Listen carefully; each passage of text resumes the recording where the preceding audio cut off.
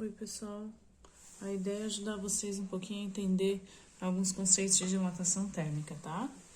Então, para a gente entender, primeiro a dilatação térmica, né, ela consiste em um dos processos que acontece quando há variação de temperatura. Então, para a gente entender, a gente pode dizer o seguinte, que essa tal dilatação térmica é um processo de alteração nas dimensões do material quando ele recebe ou cede calor, ou seja, quando ele muda de temperatura.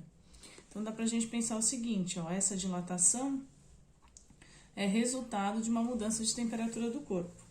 Para a gente tentar entender um pouquinho, a gente pode pensar no seguinte exemplo. Quando a gente tem uma panela cheia de líquido dentro, a gente sabe que ela está a uma certa temperatura, né? Se eu coloco ela sobre a chama de um fogão, por exemplo, essas moléculas vão começar a ganhar calor dessa fonte de calor. Ao ganhar calor, essas moléculas que estavam a uma determinada temperatura que tinham movimento vão começar a ficarem mais agitadas do que já estavam, né? E nesse processo de aumentar essa agitação, o que ocorre? Ocorre uma mudança na dimensão do material.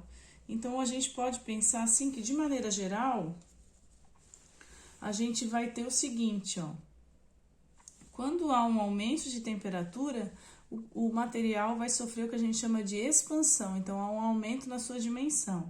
E quando há uma queda de temperatura do material, como as moléculas ficam menos agitadas, essas moléculas ocupam menos espaço, que então realizam um processo de contração do material, tá?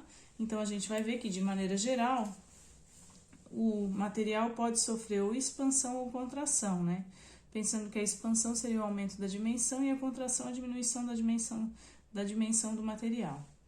Tá joia, gente? Então, para a gente entender essas moléculas como ficam mais agitadas, ocupam mais espaço, né, no material. Ocupando mais espaço, ela aumenta um pouquinho a dimensão do material, tá bom? E essa dilatação térmica, a gente vai ver que ela pode ser calculada, ou seja, a gente pode entender um pouquinho qual é o aumento que o material sofre na dimensão dele ao sofrer variação de temperatura. Então, a gente vai ver que existem três tipos de dilatação térmica, que a gente chama de linear, uma que a gente chama de superficial e a outra que a gente chama de volumétrica, tá? Para a gente entender um pouquinho. A linear é aquela onde há apenas uma variação que a gente chama de comprimento. Ou seja, o material é submetido a uma diferença de temperatura e ele aumenta só o comprimento dele, só uma dimensão, por isso é metro. A superficial é quando o material que está sofrendo a variação de temperatura corresponde a uma área, ou seja, em duas dimensões, por isso metro quadrado. E a volumétrica, ela aumenta as três dimensões, por isso ela é de volume, ela é de metro cúbico, né? Então, para a gente citar três exemplos rapidinho, de comprimento poderia ser o fio de um poste, que em dias quentes forma uma barriga, né? Então, por isso é de comprimento, ele aumenta o comprimento dele. A superficial, que seria de área, a gente podia citar como exemplo o piso de uma sala, né? Que tem ao redor dele os rejuntes, que servem para o processo de dilatação, né? Então, o piso, ao sofrer variação de dilatação do inverno para o verão, também aumenta a dimensão dele ou contrai, então por isso é metro quadrado, né? E a de volume seria a gente pensar em três dimensões. Talvez fique um pouco mais claro se a gente pensa, por exemplo, num líquido, né? Que quando ele ocupa, por exemplo, a água, quando ocupa uma garrafinha de água, né?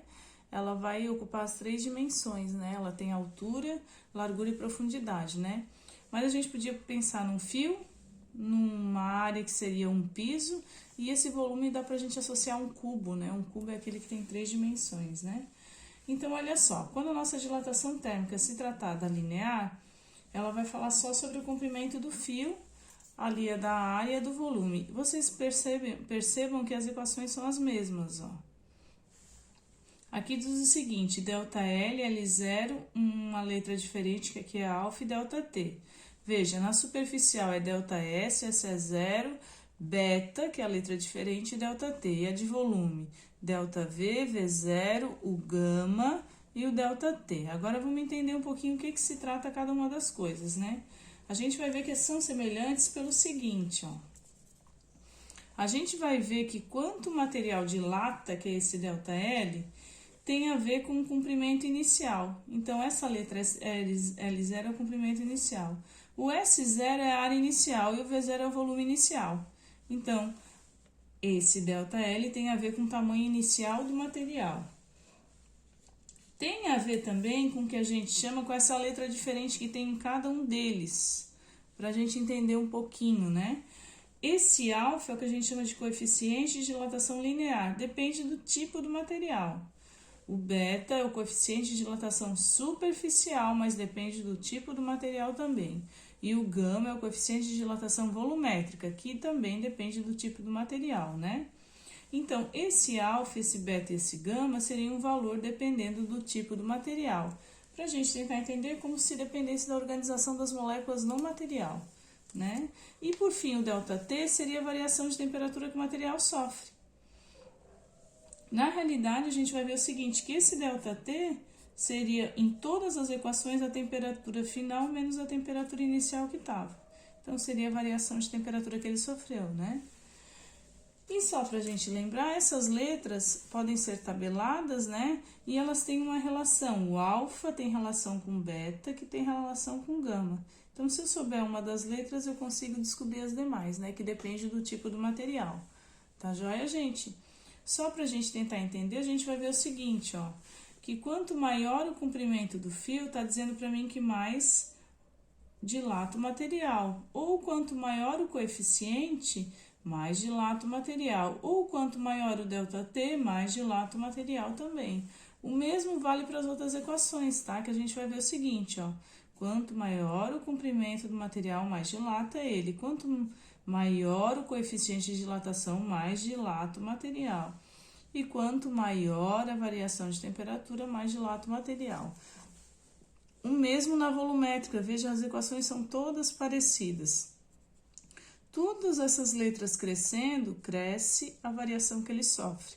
Isso significa o seguinte, todas essas letras diminuindo, diminui a variação que o material vai sofrer também. Tá bom, gente? Isso aqui é uma explicação rapidinha, eu espero que ajude vocês, tá? Um abraço e até mais.